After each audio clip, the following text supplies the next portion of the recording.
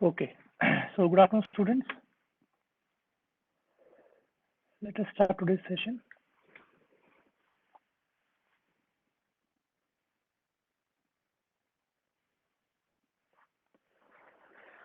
Right, so this is where we were last week, and today we will quickly wrap it up and we'll start with the next topic today, right? Because you all must have done your assignment also on the same. So we were discussing about the features of Java, and regarding that, the first thing was simple, and this was totally connected to like the developers who were using C, C++. If they migrate to Java, then it is a simple language, as it is more like C or C++ there. It is object oriented. This is what we are going to study today. It is platform independent. So you must have read also, and we discussed it. There are two things, this JVM, right? Or we say it JRE, or we say it interpreter. That is the concept that is applied in between, due to which it is platform independent. We can compile our code on one platform and we can execute it anywhere. It is secured. Again, because of this JVM in place, it makes sure that all of your code, whatever it is executing, it is always in control. And there's no unauthorized access given to any of the operating system calls, which are not allowed to access your data. It is robust in terms of memory management. This we have discussed in last session. It is architecture neutral. Architecture means your maybe ARM processors, x86, x64, or maybe the new one that are coming. So all of the hardware, the backend, it supports, right? Because again, because of this JVM thing, all of these features are provided because there's someone in between who looks after all of these problems, right? It is portable. Portable in the sense you can write once and execute anywhere. You can take your code anywhere. You can take your class files anywhere. So it is portable in all the senses. It is dynamic. Dynamic in the sense, later we'll study about the classes, that what are class, how they are ported, how they are added to the build management. For example, like this dynamic and distributed example we can take, we have different things like Hadoop, Apache Kafka, Spark, Storm, all these things. You will find one thing in common, all of them are built upon Java. All of the big data technologies, because that is where most of the things come together. When you are working on big data, you need something that is more reliable and robust, right? And dynamic in nature. So you will find most of the big data platforms are also designed and developed over Java only, right? And how we say dynamic. So later we will study something like this in JDBC, class.4name. This is simplest example what we can consider. So like in C language or C++, you used to include the libraries like this, hash include something. Here also you say something like this, imports in Java. That is static import. You can also do dynamic import. During the execution of the program, in the runtime, you can provide your classes onto which it can work upon. That is the sense where it makes like it's a dynamic language. There would be dynamic polymorphism. All those things would come later. We'll study all the concepts in detail. It is high performance, again, because your code is compiled and then you are interpreting it over JVM. That makes it high in performance. Apart from that, this JVM also been engineered in such a way that it works well with the operating system onto which you are executing it. Multi-threaded. So multi-threaded is basically, we know that there is a process, and generally we call process as a heavyweight processes. Heavyweight, right?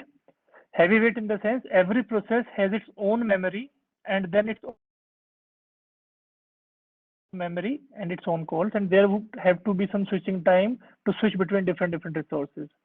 So when we say multi-threaded, you have already learned in operating system that within single process you can create multiple threads, and all those threads can share a memory, right?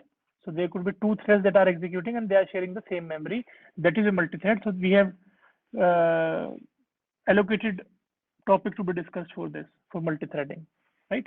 And distributed, as I told you, that In the very first version also you must have seen in that white paper, that first thing that they have shown is they have ported the code through the distributed machine from one source to another. So all these features Java provide you, and we have different ways of doing those things. Moving ahead. So when we talk about Java platform, this we are going to discuss in lab, that it provides us two things. One is JRE and one is JDK. Just to be abstract about this, what is JRE and JDK? This is basically your runtime environment. Right? We'll see this in the lab this week, and this is development kit. So what is the difference between JRE and JDK?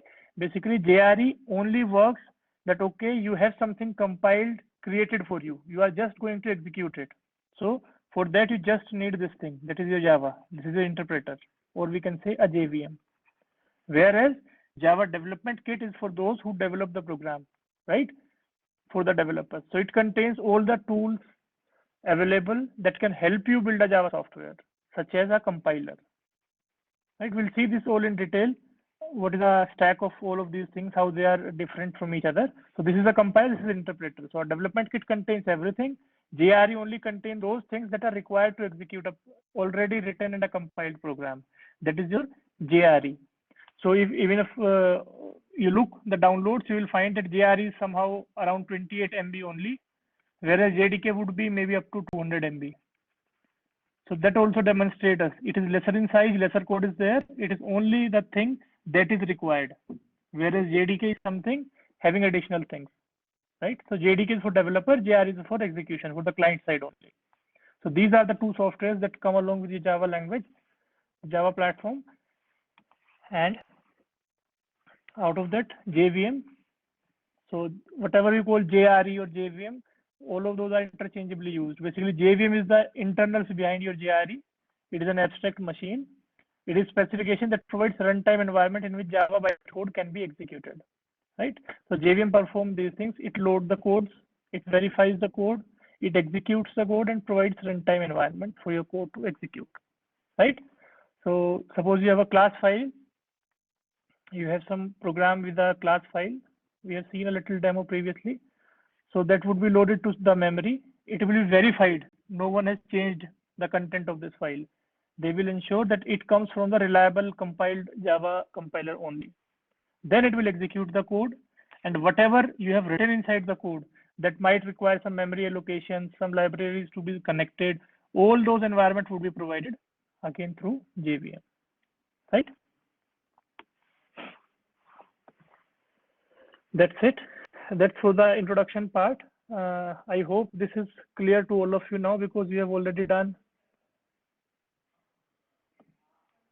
this thing in your assignment as well. So any problem till here? Anyone? Any question? Any doubt?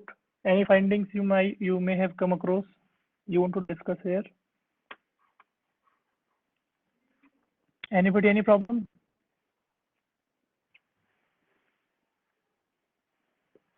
No is also the answer. Okay. Yes. Thank you. So sorry for this wrong date, because this is a LaTeX file that has been compiled on this date. That's why this is the old date. So we'll start with.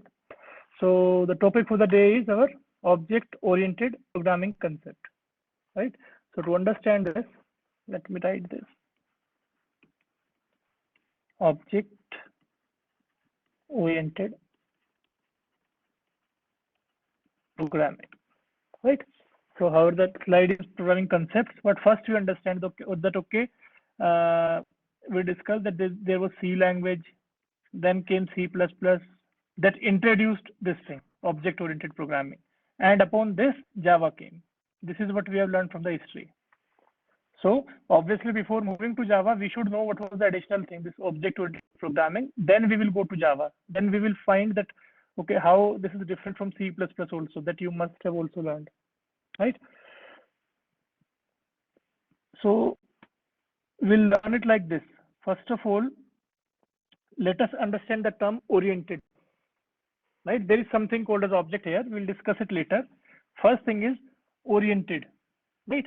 So from where this oriented comes in picture is, so I will take in help of an example to make you understand this thing. Let us imagine we are writing a code in C language. Now you have to understand the problem, then we will go to the solution. There were some problems for which we went to this oriented. Oriented means we are getting oriented to something else. We are orienting something. So we'll see that what was the problem, why we went there, right? So let us take an example of a C programming language only, where we see that I want to calculate result of a student. So this is how I was used to do this.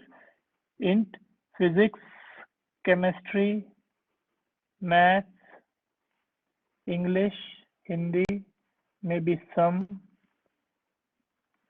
and maybe a float percentage, right? And simple C program we are writing. Then I would do something like printf, enter the value of physics, and then I would write scanf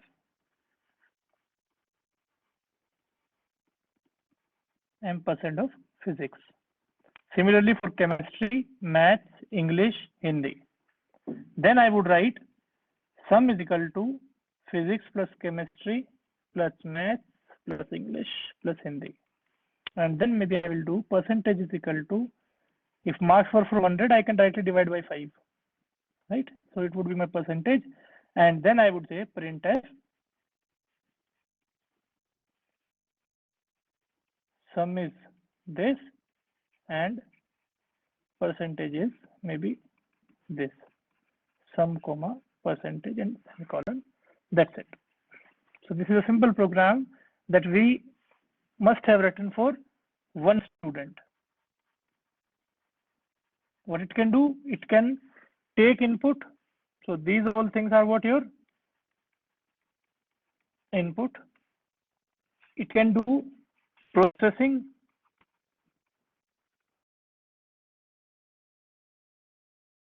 output also. So this is a fair amount of program, that code we have written here, that for one student, this is what I can do, just to take the marks, calculate the result, and then print it onto the screen. Right? No problem till here. Later, I was given the job that, okay, I want the same program to be scaled up to 60 students. Right? What I can do now?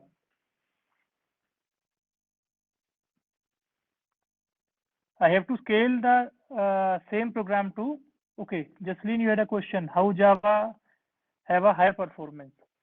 So Jasleen, for this, like basically what one thing you can understand is based upon your compiler interpreter only, because every time we have discussed it previously for interpreter also, that every time whenever you are executing a program, if you are using an interpreter, it is always high in performance, everything that is in real time, right? One thing. Other, because of this JVM, highly designed for every operating system, it can communicate its code in a very optimized way to the operating system, by which your programs get executed very smoothly. These are few things based upon which Java is in high performance. Turn on the mic, Jasleen.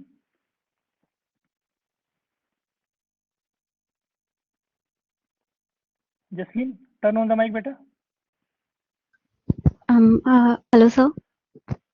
Yes, beta. So is it clear? Or any other query if you have, please ask. No, sir, it's clear. Anything else? Okay. So whenever you have a question like it was skipped if I didn't see it, so you should turn on the mic and speak up.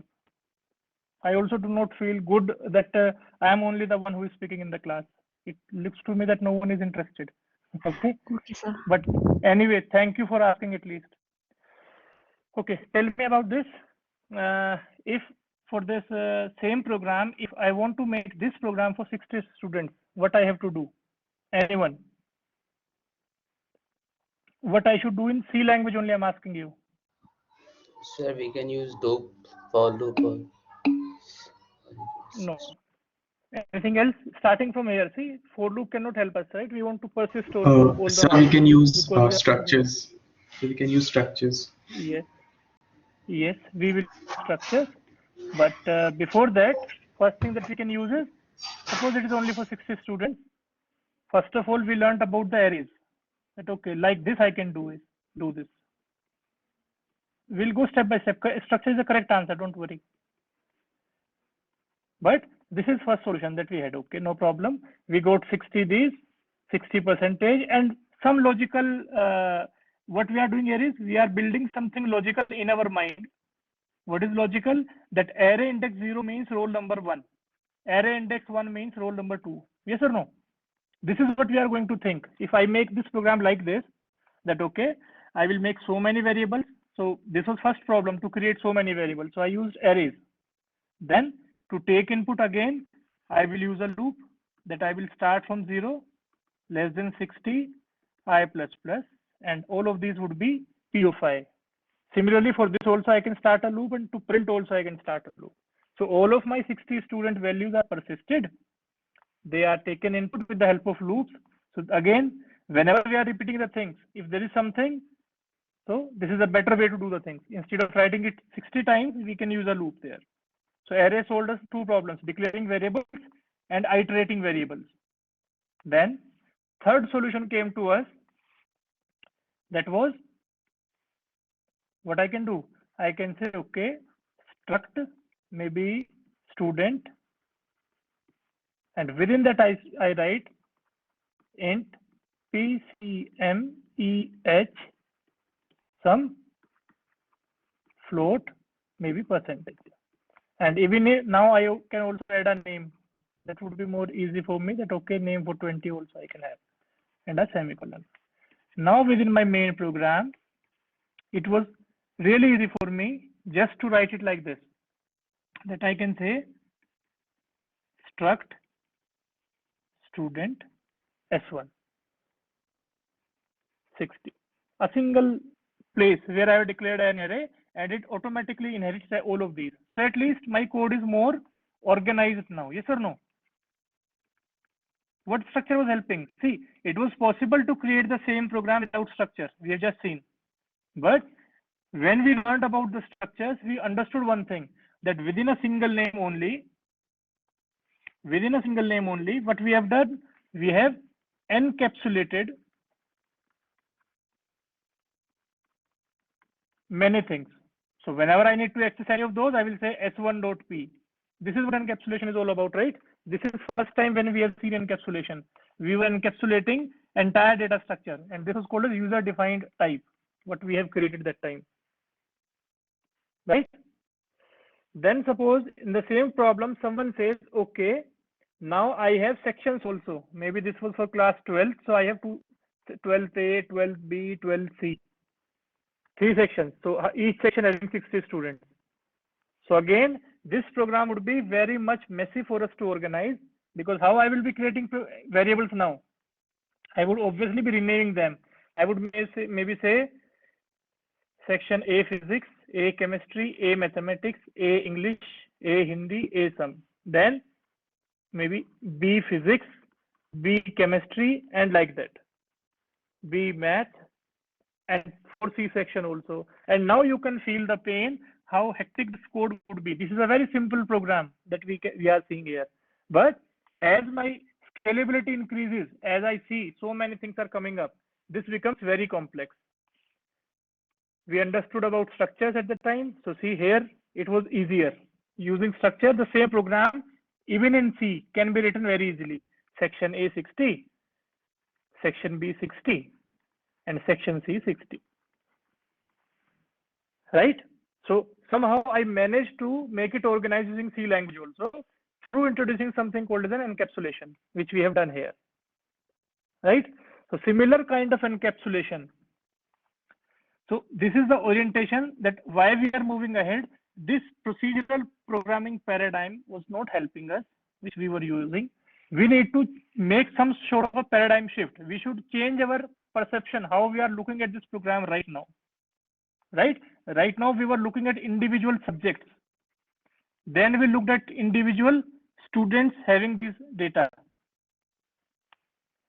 Then someone suggested that when you are looking at individual students with their data contained, but this thing is not only what is going to happen there, because later on what we discovered, that these things can also be concised. They can also be sort of encapsulated. I can create an input function such that I will say, okay, input and I will pass some structure of student, some array of student, structure means pointer of student, and this is how I will take the input. Similarly, for processing also, I can say that, okay, I can write a function, and for output also, I can write a function. So we see, okay, there is something more. Not only this was the problem, this is also something that I am writing somehow, and I'm passing the values. What if all of these things, whatever we are seeing here, the function, the state, the variables and the functions, all of these things, we see something in a different perspective, that they can be combined together. Then someone suggested about that why can't we look at the things in the perspective of an object, right? We will look at the things in perspective of an object. Before going there, we will see what is an object is now. Then we'll see how this is object oriented. So orientation changed because of the problems that were faced. Then a suggestion came in that we should look at the things kind of that all of the things are objects. What are the example of objects? Tell me.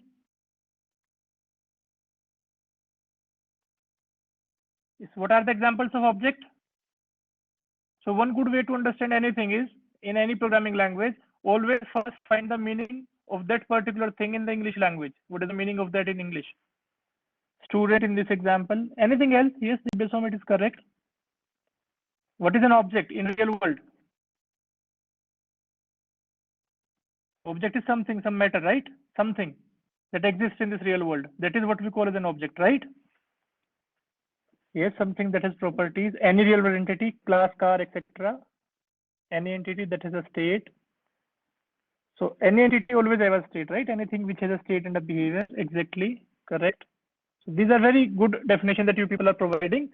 So basically, what is an object? Object is anything that exists in this real world. That is what we say. So we can write it any real world entity that exists. Chair, table, etc. All are objects. Like for us, for materialistic world, we say all of these things are objects. But here we are talking in context of, now our context is programming language, right? So the very basic definition that you have learned previously about hardware and software. So we say whatever we can touch, that is hardware, but whatever we cannot touch, what is logical, that is software, right?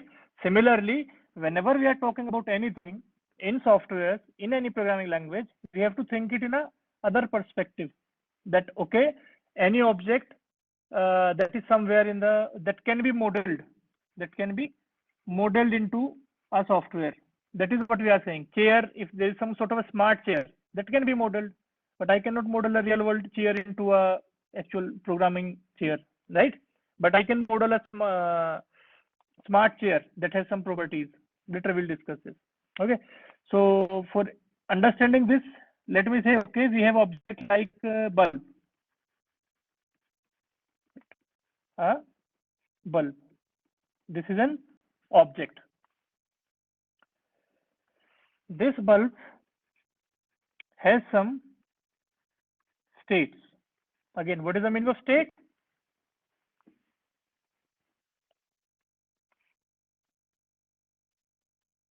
State is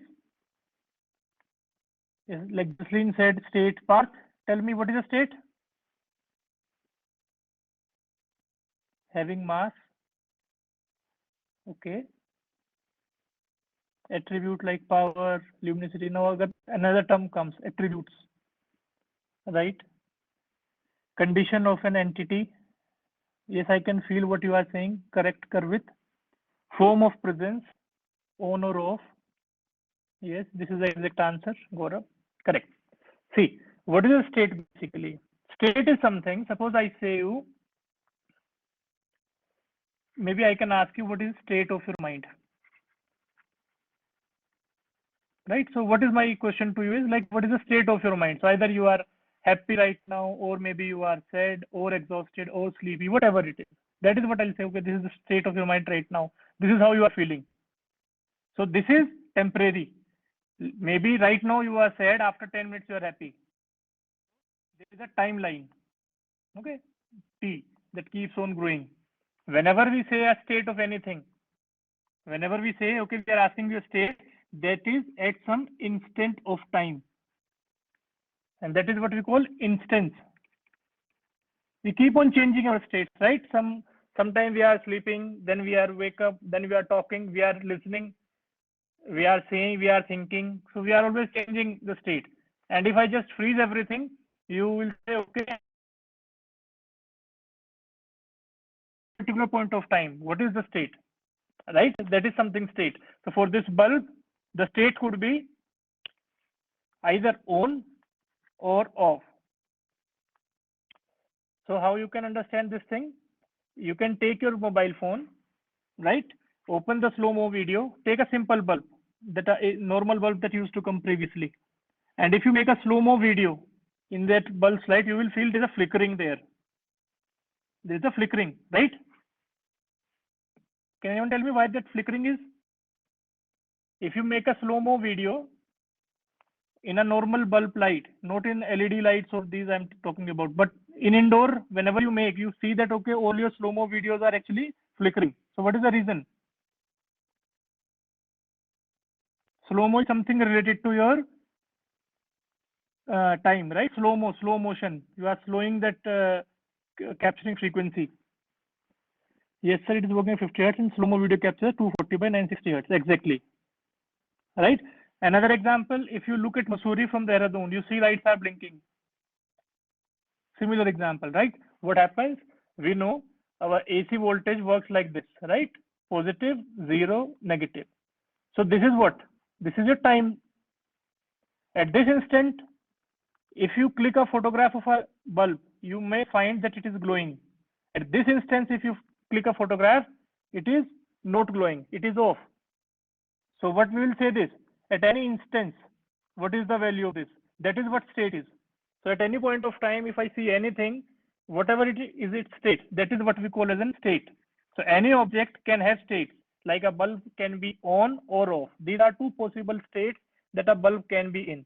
Either it is on or it is off, right? These are the two possible states of a electric bulb.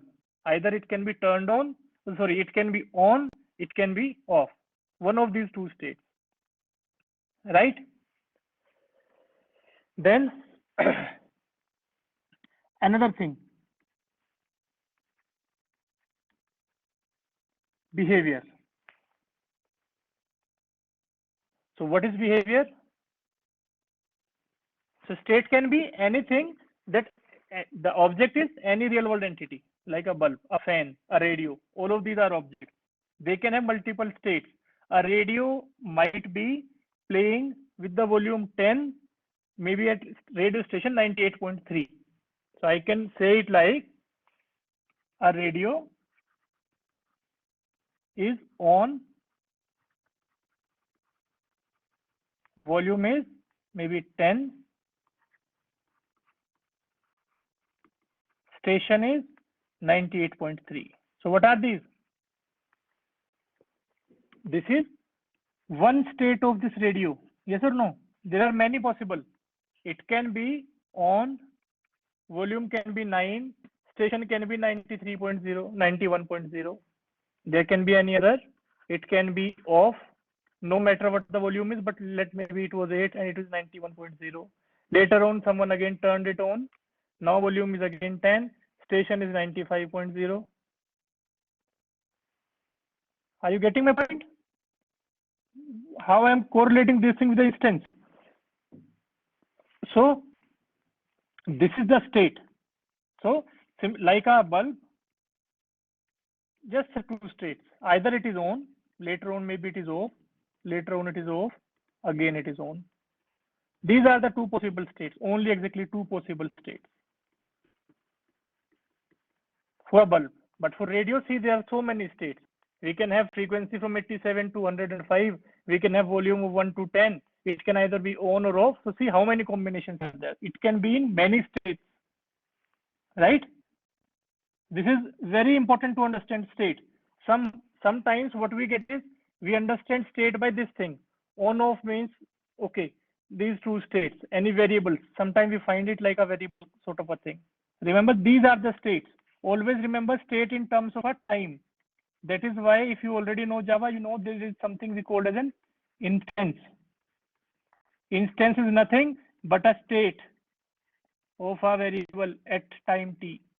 Later on, it can change the value. That is what we say instance, right? Like many instances, yes. So we create many instances. So you can consider it like this. Very good word you have given me. Just like if I say car, we have many cars, right? Car 1, car 2, car 3. All of them are identical because they are produced from same state, or we can say produced with same state. That's why all of them are identical. Later on, the driver of this is very careless. The driver of this one is very careful. This one do not even drive. So later on, we can see in some other time. At the time when these three cars are produced at some manufacturing company, they are exactly the same. Later on, C1 might be traveled up to maybe 1 lakh in just 1 year. Very unrealistic value I'm giving you. C2 might be just 50,000 and C3 just 2,000, right? So these are not different states that these three cars hold, but they were produced at some single point of time having the same state. Later on, they were changed. So that is why we call them instances. We'll discuss it with the classes, right? So this is the first thing, that any object that we say that contains a state, and how we can represent these states. So if I just have to denote this bulb logically, we were saying that we have to do modeling in the code. So I would be doing something such as int, maybe just I'll write bulb only. I should write bulb only. So I will say bulb is equal to 0. So, and later on I can say bulb is equal to 1. Later on I can say bulb is equal to 0. Then bulb is equal to 1. You can imagine it like if I'm setting this variable to 1, then it is on. If I'm setting it to 0, it is off, then on. And there could be indefinite state changes, but it can only be either 0 or 1. No third value is possible for this particular variable. So we know by using int, we create a variable. So this is a variable. The name we have chosen is so that we can denote that it holds state of something. What something? Bulb. So this is a variable that holds the state of a bulb. At any point of time, if I look at this variable, I can know that the bulb is turned on or turned off, right? You remember the flag variable that you have learned? You must have used in many programs previously, flag variable. What is that? Why do we name it flag every time? Because it is kind of a signal to us that keeps the state, whether it is off or 0 or 1. Maybe for plus minus doing, we use flag variable, or maybe we say, okay, value entered successfully in the database, then we use flag variable anytime. So that variable denotes us what is the state. It is 0 or it is 1. Similarly, here this variable is denoting is 0 or 1, 0 or 1. So this is a variable representing a state. This is the state. Note this. This is the state, either 0 or 1, right? Next thing that comes here is your behavior. So what is the behavior? What is the behavior?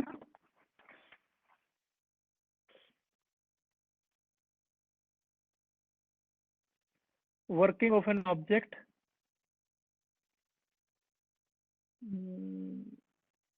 So see, if I take an example of a dog, right? Wait a second. I take an example of a dog. That is also a real world object. What are the possible states a dog can be in? It could be barking, right? It could be wagging tail.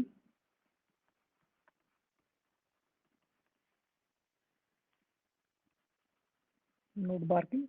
wagging tail or hungry, or maybe not hungry, right? These could be the states in which a dog can be, right? What can be the behavior?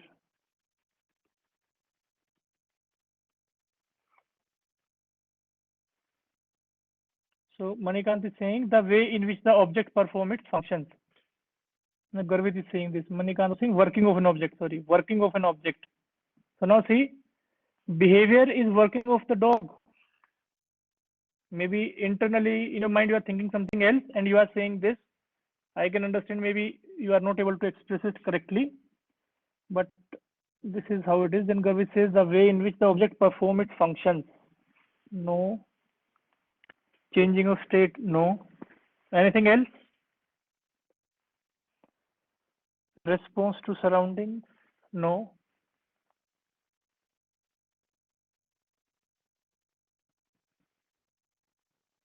No, I'm still looking for good words so that I can form a definition. Action, behavior is an action, yes, somehow correct. Good morning, Ant. Something else?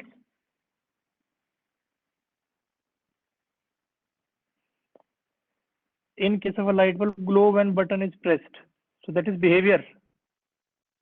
When a button is pressed, then it glows. Action, reaction.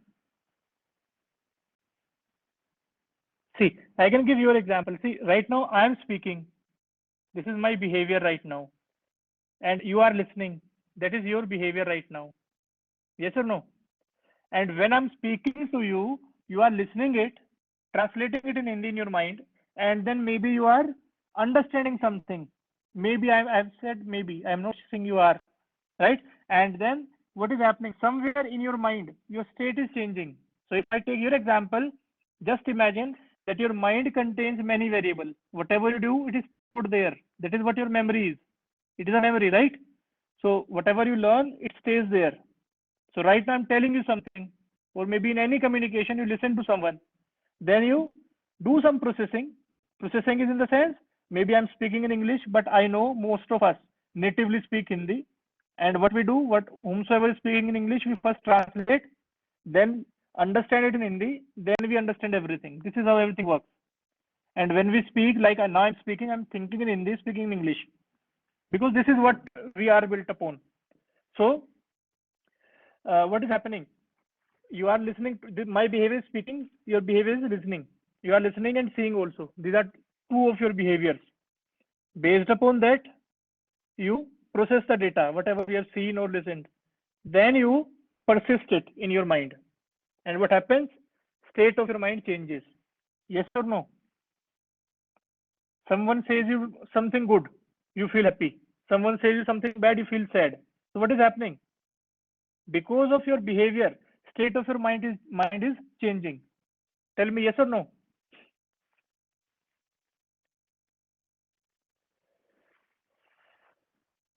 Right? So if someone says you something through their behavior, so imagine two people are standing, two are arguing, right? So both of them are object in this real world. Both of them have memory, they have mind, right? They have their states. One person speaks, second one listens, he thinks something. Then he changes the state of his mind. Then second person speaks, he talks to first one, the first one listens, and he changes his mind. Whenever we want, that okay, इसकी बात मत सुनना, तो हम कहते हैं एक कान से सुनो, दूसरे से निकाल दो. Right? What is it? We are bypassing something. We are not performing any operation, a function without definition. Right? You listen to the things, do not process them, ignore it, because that will change your state. Right? So what behavior is basically? What behavior is? So this bulb can either be on or off. You can either be happy, sad, emotional, many things. So for this bulb, there was only two states, on or off. So behavior can be turn on or turn off of this object. The behavior of this bulb can be turn on, turn off. For you, behavior could be happy, be sad, right? So whenever you listen something, there is some behavior, like someone says you good things for this function, then you say, okay, I'm happy, I'm sad, and all of these things are nothing but the actions. One of the students said this word, actions, right? What are actions in English language? Verb. What are verbs related to? Functions in programming language that do something, right? So for the same program, these were the variables which were storing the state. There could be functions also like this: turn on, turn off. These would be the behavior. They are the only thing responsible to change the state. If I call this function, it would be 1. If I call this function, it would be 0. So for this bulb object, there are 2 states and 2 behaviors. Turn on, so on and off are the states, turn on and turn off are the behavior. Is it okay? So what is the proper definition of an object? Here we see.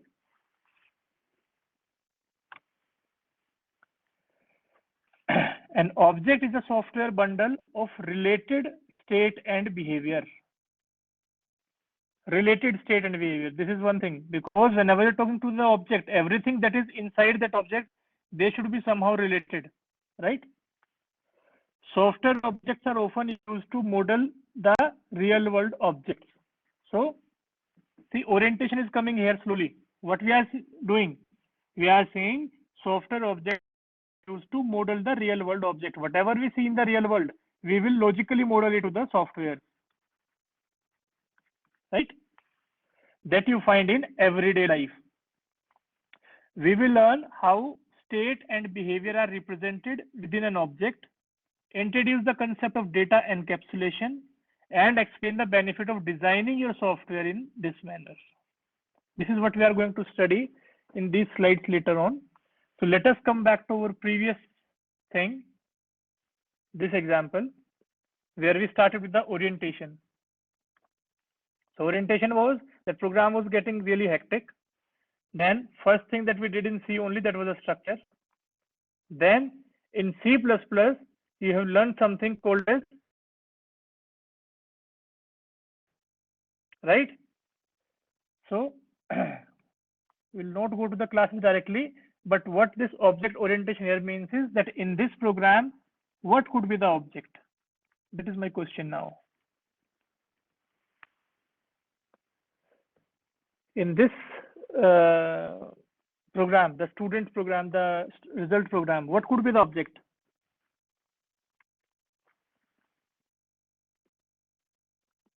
Student? Anything else? Identify the objects in that program. Individual students, same thing, student and students. Divyasam, individual students. Subject, yes. Anything else?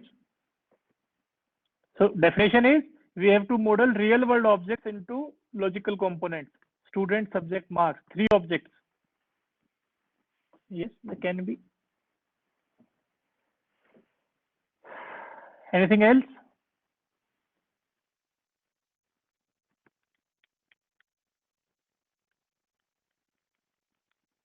Sections. Okay.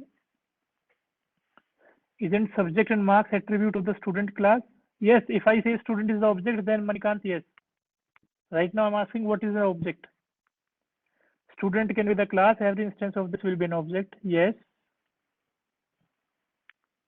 But we have not discussed class yet. We are asking what can be the object. So everyone is somehow correct in their own senses. What we are doing is, we are changing the orientation. Previously, what we were doing, we were just looking at the problem that, okay, we have to calculate the result, and I will just take the variable, store it somewhere, use the file system, and whatever I want to do, I was doing like that only. But now I'm finding some sort of modularities inside the program. So for example, yes, a student can be the object, right? but only student cannot be the object, because if you say, okay, within the student I am adding name and its marks, physics, chemistry, maths, English, Hindi, then student is an object that might contain many different things. He would be having some personal details also, he would be having some address also, he has parents also, there would be many things, right? Another object would be your report card, and that object, see, if you see it realistically, there is one student who has his one report card. Everyone has their own report card, yes or no? In real world, there's a report card. Just imagine a card based report card you have, what you get in your schools. So every student has its own report card. So report card is also a real world entity, a piece of paper that contains some numbers, right? And student is also the entity. So both of them really exist. Both of them can be the object, right? This would be a different design. This is bad design decision if we do these marks also inside the student. This is what I mean by object oriented. We should look in this perspective that, okay, if I'm talking about student, I should only think about what a student should be having. Later on, we will understand a student is also a person. He is a human, right? A student later on can become an employee. All of these things will come. These would be called as inheritance, right? Then a report card object. This has been inherited from a plain paper. There was a plain paper that then printed, become a report card that contains your columns.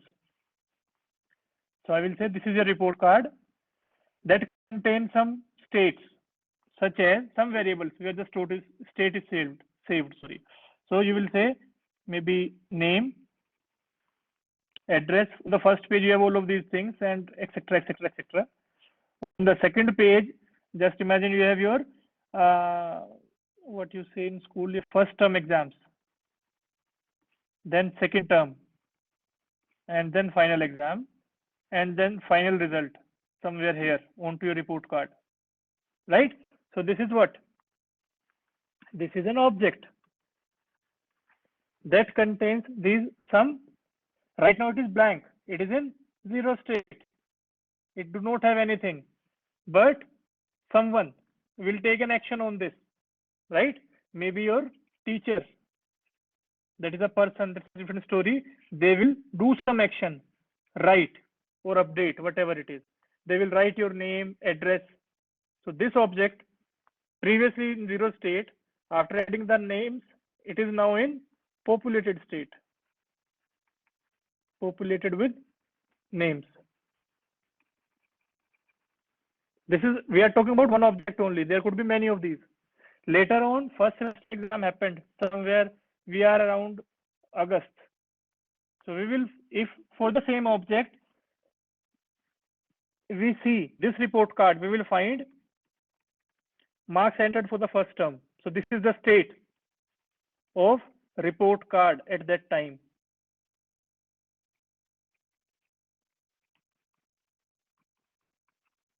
Right?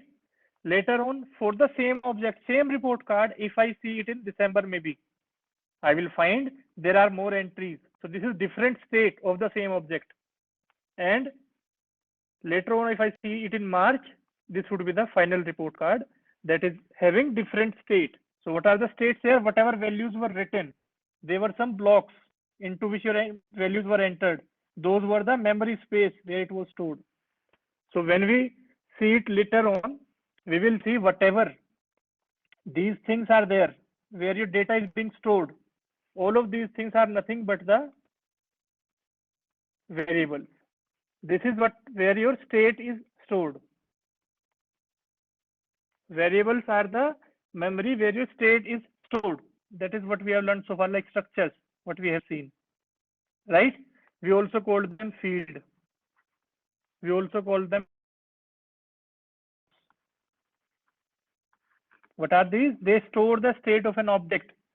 What is the state? At any point of time, if I look at the field, if I look at the, take a snapshot, that is the state of the object, right? That is, This is what we call state. At any point of time, if I see the same object in August, I will find this as the state. If I see in December, this would be the state. If I see in March, this final report card would be the state.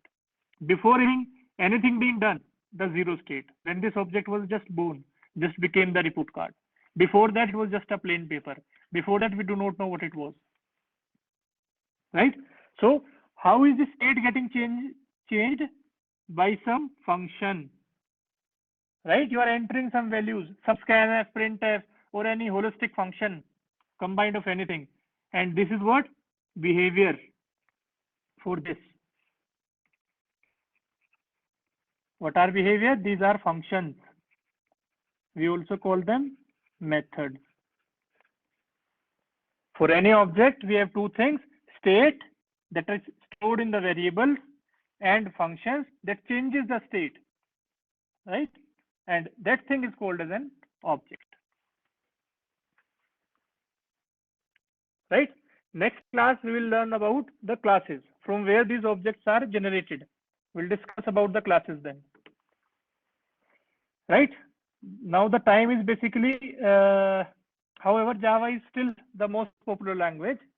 For AIML, I've told you previously also that Python is suggested.